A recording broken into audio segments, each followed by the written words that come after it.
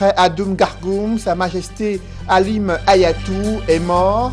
La nouvelle de sa disparition suscite une vague de consternation à travers la région du Nord et au sein du gouvernement, au commis de l'État, l'amido de Garoua, ses proches collaborateurs et également les notables dans sa cour royale témoignent de sa trajectoire professionnelle, de son rôle clé dans la préservation des us et coutumes dans le Lamida de Garoua. Nous en parlerons dans ce journal et vous verrez comment sa disparition a un impact important sur l'activité gouvernementale et parlementaire. Douala et Yaoundé secoués par des grognes sociales. À Yaoundé, ce sont encore des malades d'insuffisance rénale qui se plaignent d'une pénurie des kits pour effectuer leurs séances de dialyse. Et à Douala, des employés victimes de licenciements abusifs ont saisi la justice pour dénoncer des mécanismes d'exploitation abusive des Camerounais dans des entreprises publiques. Enquête à suivre au cœur de ce journal.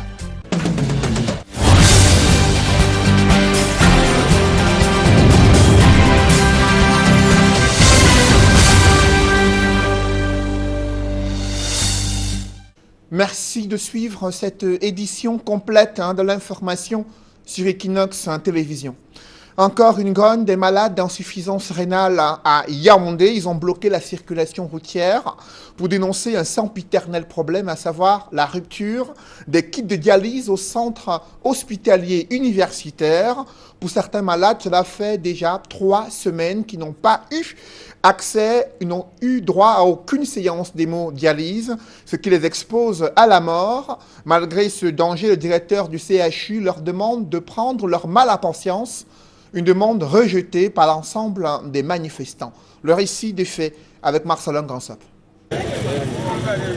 Voici plusieurs semaines qu'ils n'ont pas dialysé. Suffisant pour que ces malades, bien qu'affaiblis, sortent le muscle pour crier leur ras-le-bol. Ça fait 4 ans que j'ai dialysé. Voici 2 semaines, elle n'est pas encore dialysée. 2 semaines. Mon ventre commence à baller, je ne les pisse même pas. Je ne les pisse pas. Donc nous on veut l'équipe, nous on veut dialyser, c'est tout ce que nous voulons. On veut dialyser. On veut vivre.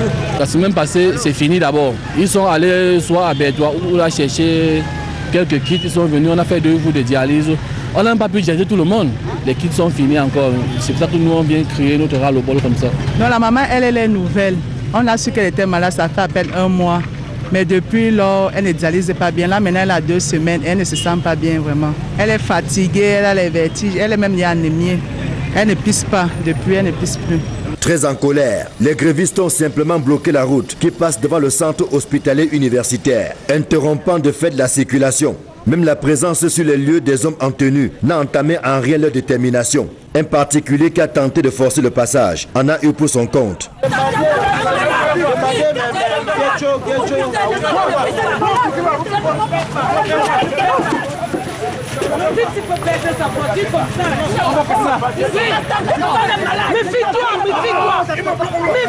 Il a tapé sur la dame-ci. Elle a une insuffisance rénale chronique. Ça fait 19 jours qu'elle ne dialyse pas. Mais un monsieur vient, il tape sur elle. Ce n'est pas la première fois que les malades sous dialyse expriment leur mécontentement à la suite de la rupture de leur traitement. Ils disent en avoir marre des promesses non tenues et des rendez-vous manqués qui les tuent à petit feu. Nous avons tenu des réunions avec même le ministre de la Santé publique qui a demandé au CHU d'avoir un stock de sécurité de 3 mois. Jusque-là, ça n'a pas été respecté. Le ministère des Finances confirme qu'il met à la disposition du CHU des moyens pour nous entretenir. Mais on crée une situation de diversion, on nous dit que les kits sont finis et on nous vend les mêmes kits au Castille à 35 000 francs. Nous n'avons pas déjà l'argent pour nous soigner parce que c'est une maladie qu'on ne soigne pas, qui ne se guérit pas. Mais on nous oblige à payer les kits à 35 000. Une énième rencontre avec le directeur du CHU a accouché d'une souris. L'entreprise qui doit nous livrer les kits, il attend qu'on le paye. Et le gouvernement camerounais dit non, qu'il livre d'abord le marché avant d'être payé. Et c'est les mêmes mots depuis 3 ans. Et pire encore, l'État nous a déjà fourni 15 nouvelles machines. Ça fait 6 mois aujourd'hui. Ce monsieur a bloqué ces machines ne servent à rien.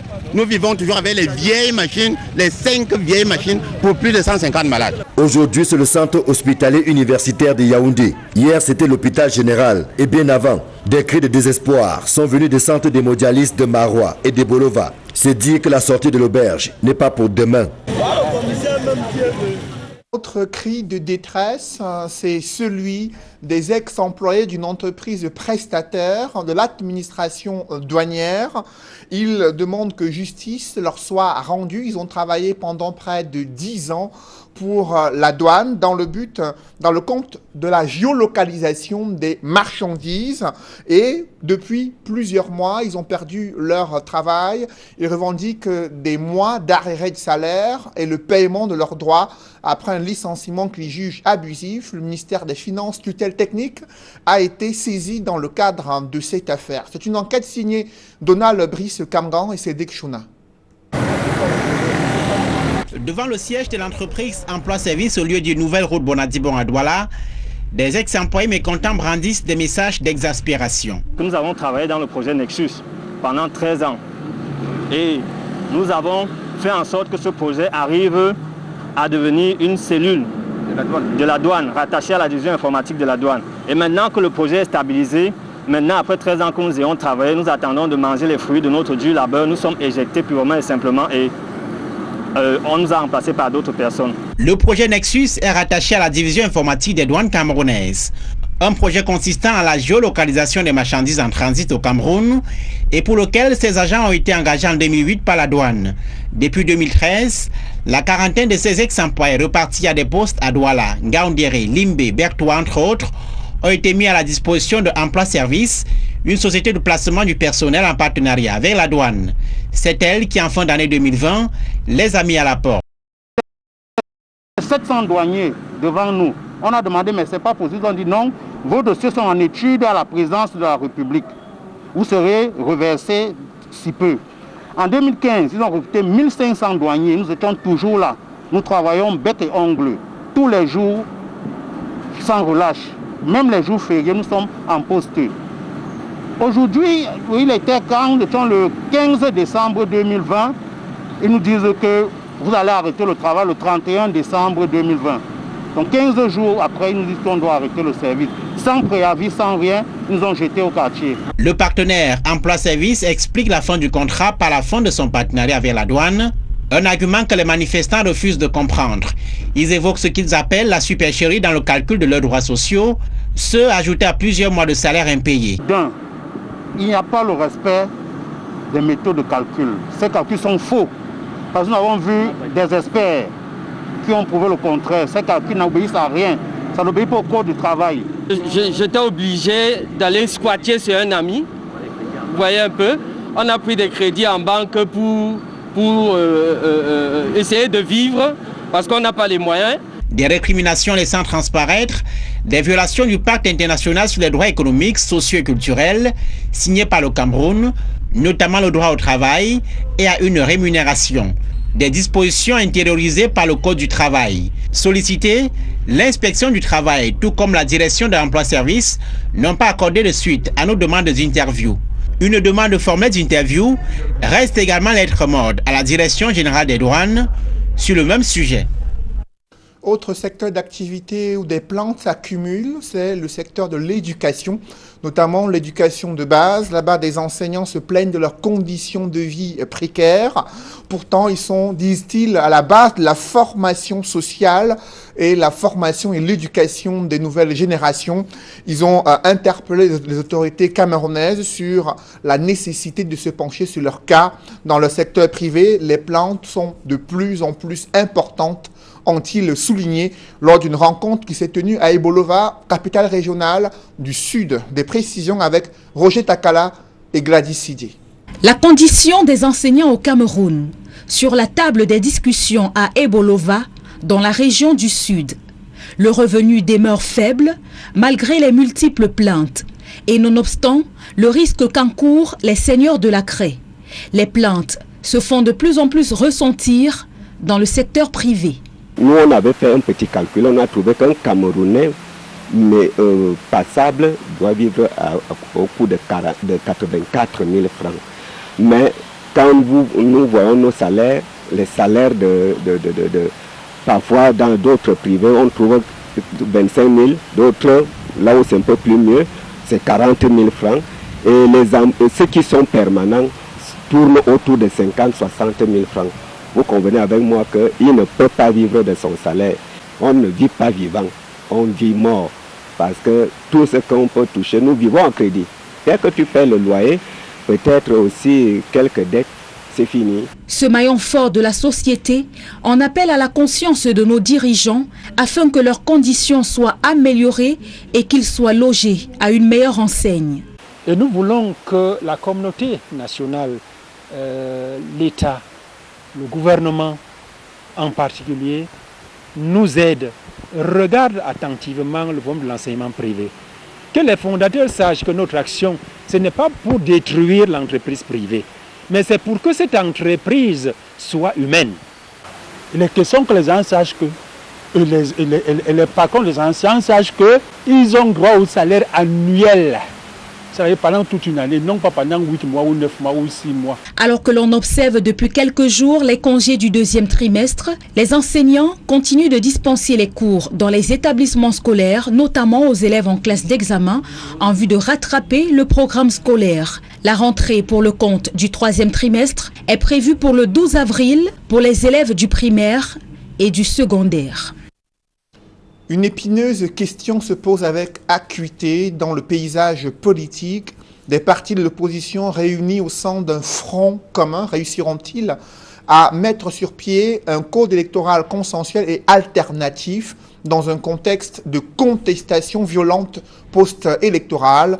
Le parti au pouvoir n'y croit pas vraiment, estimant que les leaders politiques n'ont pas assez de moyens pour entretenir un rapport de force capable d'impulser une réforme du système électoral. De plus, ils estiment que le gouvernement doit en priorité résoudre les problèmes sociaux, un avis que ne partagent pas des partis politiques de l'opposition qui estiment que la régulation sociale exige la mise en place d'un système électoral transparent et crédible.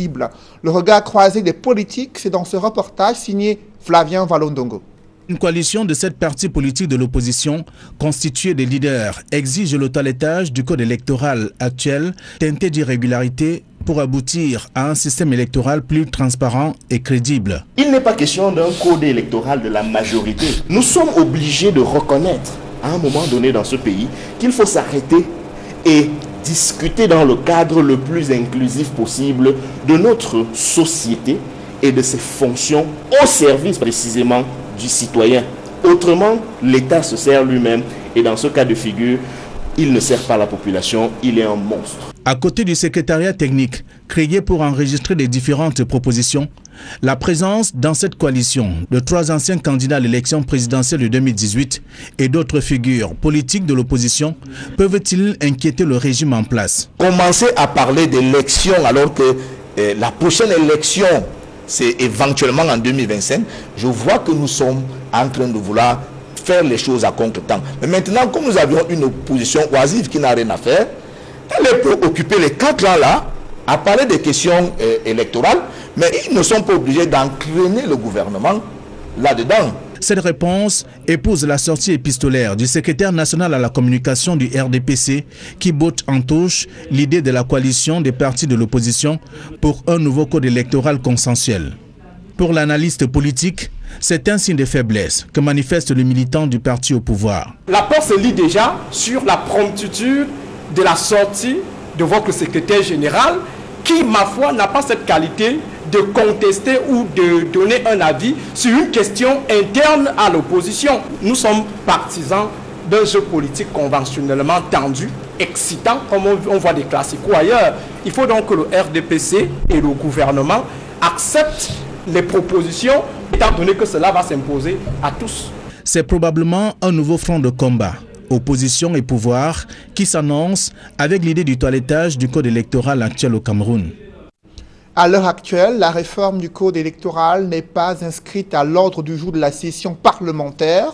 Néanmoins, des députés déplorent le non-respect du genre et le manque de politique sociale inclusive au Cameroun. Réunis dans le cadre du réseau pour la promotion du genre, ces parlementaires envisagent une série d'actions pour remédier à cette situation. D'autres précisions avec Joël Essengue et Guy Zogo. C'est un tableau peu réjouissant du sort des femmes qui a été dressé par la tête de file du réseau des parlementaires pour la promotion du genre repage à la faveur d'une session consacrée à cette question à l'Assemblée nationale. Le conseil régional n'a enregistré aucune femme au niveau des villes. Il n'y a aucune maire de ville au Cameroun. La commission des droits de l'homme, où les tests disent qu'il doit au moins avoir 30% de femmes dans cette organisation, il n'y en a eu que 20. Pour inverser cette tendance, le repage indique qu'il va mieux vulgariser ce qu'il faut entendre par rapport au genre. Dans les prochaines semaines, nous allons déjà sensibiliser les membres du Parlement à cette approche genre, pour que nous nous approprions déjà ce que c'est que l'approche genre. Parce qu'en fait, quand on parle du genre, les gens pensent que c'est les femmes. Non. Le genre, c'est compris la femme, l'homme, les jeunes. En outre, cette initiative sera complétée par d'autres actes que le repage annonce. Nous allons faire des formations, des sensibilisations et puis aller même vers les pays amis, voir comment ça se passe là-bas chez eux et apporter un plus. Et leur dire également comment ça se passe dans nos pays pour capitaliser l'approche genre dans notre pays. En fin de compte, le regroupement des parlementaires attachés à la promotion du genre précise vouloir gommer le retard accusé par la gente féminine au Cameroun. Nous voulons au moins qu'il y ait cette égalité-là, que les droits des femmes soient reconnus dans tous les domaines d'activité, qu'on prenne même en compte le problème genre lorsqu'on vote le budget à l'Assemblée. Des objectifs qui se justifient de fait par la représentation minimale des femmes dans les institutions et autres fonctions au Cameroun. Dans le reste de l'actualité, c'est un bilan mitigé de la vaccination contre le choléra dans la capitale économique du Cameroun. La couverture vaccinale se situe à peine à 60%. Les équipes de vaccination mobilisées sur le terrain ont été confrontées à des réticences des populations à se faire vacciner en raison de la polémique autour du vaccin contre le coronavirus. Les équipes en charge de la lutte contre cette maladie dans le littoral entendent multiplier des campagnes de proximité afin d'expliquer aux populations le bien fondé de la vaccination contre cette maladie qui fait des ravages. Les personnes n'ayant pas encore reçu leur deuxième dose sont appelées à se rapprocher des districts de santé pour se faire vacciner contre le choléra. Le comité régional de lutte contre le choléra était réuni ce jour pour faire le point sur cette deuxième campagne. Je vous invite à présent à suivre le docteur Bignette Benoun, superviseur régional au district de santé dans la ville de Douala, et également le point focal surveillance épidémiologique du littoral. Environ 9 équipes qui se sont déployées sur l'étendue de l'aire de santé de Bouang.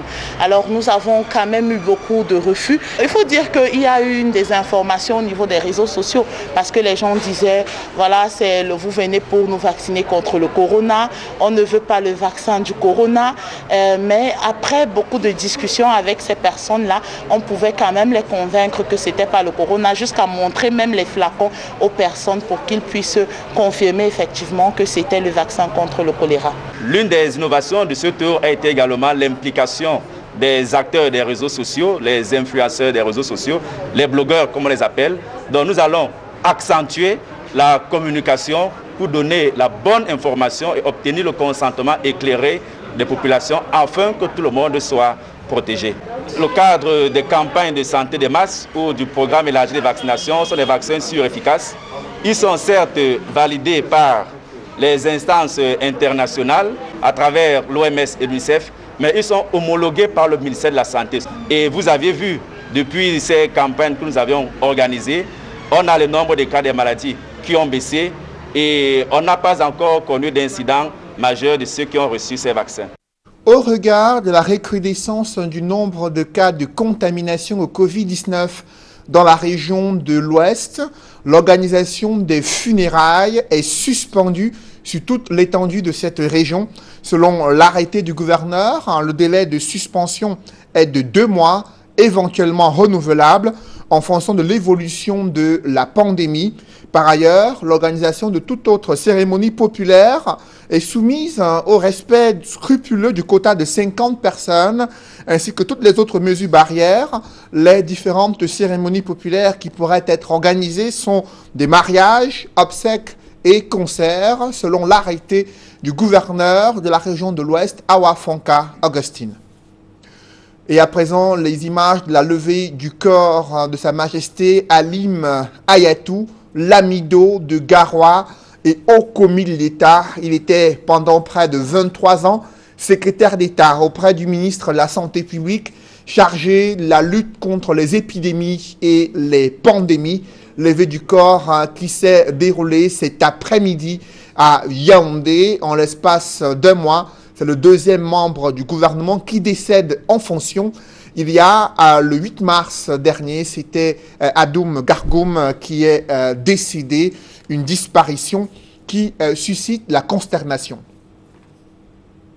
Et dans la ville de Garoua, chef-lieu de la région du Nord, les populations n'en revenaient pas lors de cette triste nouvelle de la disparition du Lamido de Garoua, haut commis de l'État, dans sa cour royale. Ils n'ont pas oublié sa trajectoire, ses propos, son amour pour son peuple, son implication, son engagement dans la préservation des us et coutumes dans le Lamida de Garoua, mais également son rôle en tant que haut commis de l'État. Le récit de son parcours, les réactions à Garoua, c'est avec Olivier Tiefo et Jean-Paul Chouniat. D'interminables fils de personnalités, amis, proches, connaissances et anonymes. Dans une ambiance très lourde, à la résidence du Lamido, Halim Garga Hayatou, le secrétaire d'État à la santé publique. Notre Lamido est malade, ça fait presque une semaine, et ça s'est aggravé hier. Et aujourd'hui, on a eu une triste nouvelle qu'il a rendu l'âme. Le domicile de l'illustre disparu ne disant plus point. Depuis l'annonce de son décès, aux premières lueurs de l'aube, du lundi 5 avril 2020. Un événement aussi tragique, aussi subite, nous ne pouvons pour l'instant que nous en remettre au Créateur et espérer que l'âme du défunt repose en paix. Pour un mortel, c'est attendu. Mais pour nous, c'est une personne de cœur, c'est une personne d'une grande moralité, c'est une personne qu'on doit du respect et considération. Mais comme la mort, on ne peut pas l'empêcher. Tout ce qu'on peut souhaiter, que son âme soit en paix. Ici, beaucoup d'habitants et résidents de Garoua ont plus côtoyé Sa Majesté Halim Hayatou sous sa casquette de chef traditionnel, un guide qui savait accueillir, encadrer et donner des conseils à tous ceux qui venaient à lui. Il a été un peu pour moi, c'est celui qui m'a formé dans tout ce qui est traditionnel et c'est celui qui m'a donné toutes les informations nécessaires pour devenir, n'est-ce pas, un très bon chef traditionnel de 3e degré. Je ne peux que dire merci à Dieu et merci à M. Halim Garga Hayatou tout simplement pour l'homme qu'il a été. La communauté de Garoua a vécu avec Lamida Hayatou une vie cordiale et sympathique. Il nous prenait comme ses enfants. À chaque événement, nous étions là avec le Lamido Hayatou. À chaque événement, c'est vraiment un coup dur. Un coup très dur, je vous en prie. Je manque vraiment de mots, mais je dirais que c'est un rassembleur. Les autorités administratives de la région du Nord et de Garoua gardent du défunt l'image d'un collaborateur républicain qui savait défendre les intérêts de ses populations et protéger ceux de l'administration. Nous sommes venus ici à la chefferie Olamida pour essayer de prendre des mesures d'ordre, notamment sécuriser le site, les appartements du défunt, afin que le moment venu, les autorités compétentes, selon les décisions qui seront prises, nous puissions suivre dans la sérénité. Donc voilà l'objet de notre descente ce matin, ici au Lamida de Garoua, afin de nous assurer que les populations sont calmes et que un événement aussi tragique, aussi subite, nous ne pouvons pour l'instant que nous en remettre au Créateur et espérer que l'âme du défunt repose en paix. Frère de Issa Hayatou, l'ancien président de la Confédération africaine de football, la fratrie Hayatou perd ainsi un de ses baobabs, après l'ancien premier ministre Sadou Hayatou, décédé le 1er août 2019. Une des familles les plus puissantes et influentes de la région du Nord et de Garoua, Sa Majesté Alim Garga Hayatou était intronisé en 2000 dans le cercle fermé des 14 Lamibés, ayant dirigé le Lamida de Garoua créé en 1804. Secrétaire d'État à la santé publique en charge des épidémies et de pandémies, le ministre Alim Hayatou a été plus que présent sur tous les fronts de la lutte contre la Covid-19 depuis son apparition en mars 2020. De son vivant, il nourrissait un seul vœu, en finir au plus vite avec le coronavirus. Mettons la main sur le bois, que Dieu nous protège encore de cette pandémie, mais nous sommes bien parés ici à Douala pour que nous donnions un peu de satisfaction et sauvegarder encore la vie de certains de nos compatriotes. Chargé d'élaborer des politiques et stratégies d'extermination des épidémies et des pandémies, le ministre Alim Hayatou tombe les armes à la main, sans avoir abattu la Covid-19, ni poussé le dernier virus dans ses derniers retranchements. Entré au gouvernement en 1996, l'ancien inspecteur principal du Trésor figure parmi les records de longévité au poste, 25 ans, presque autant qu'il a été Lamido de 2000 à 2021. À la suite de Adoum Gargoum, ministre délégué chargé des relations avec le monde islamique, décédé le 7 mars dernier, Sa Majesté Alim Garga Hayatou est ainsi le deuxième membre du gouvernement Diongouté qui meurt en fonction. Et ce soir, le président de la République a signé 2 décrets instituant des obsèques officielles. D'abord en l'honneur de Alim Hayatou, prévu demain, mardi 6 avril 2021. Ministre secrétaire d'État auprès du ministre de la Santé publique chargé de la lutte contre des pandémies et les épidémies. Et ensuite, les obsèques officielles pour le célèbre homme d'affaires Moncam Pascal, dont les obsèques officielles sont prévues samedi 10 avril 2021.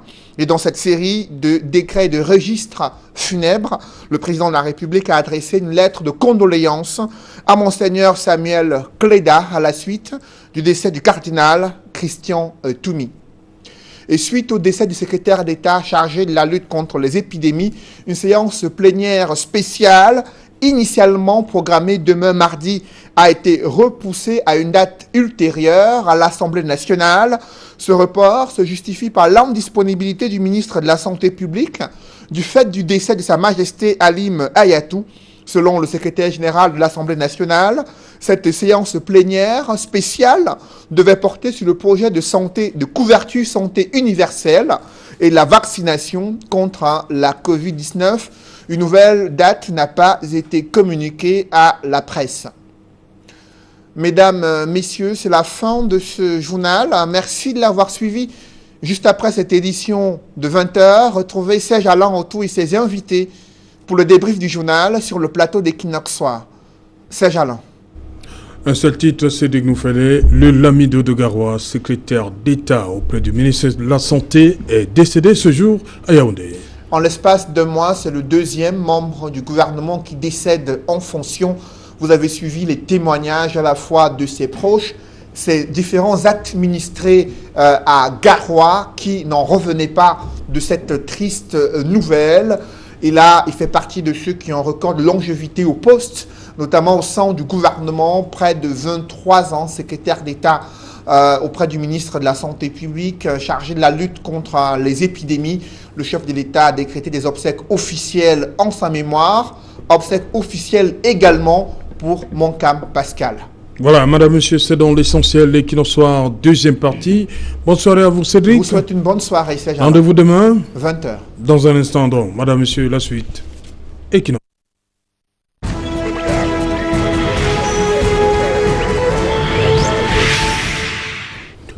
Retour sur le plateau Equinox Soir, deuxième partie, c'est le temps du débrief, toujours en compagnie de maître Augustin Gueffak, Emmanuel Kougné, Cissé Mamanga et pour la circonstance, je crois bien, il s'est habillé comme nos frères du Septentrion. Raphaël Ndougo, bonsoir. Oui, bonsoir, c'est Jalotou. Nous sommes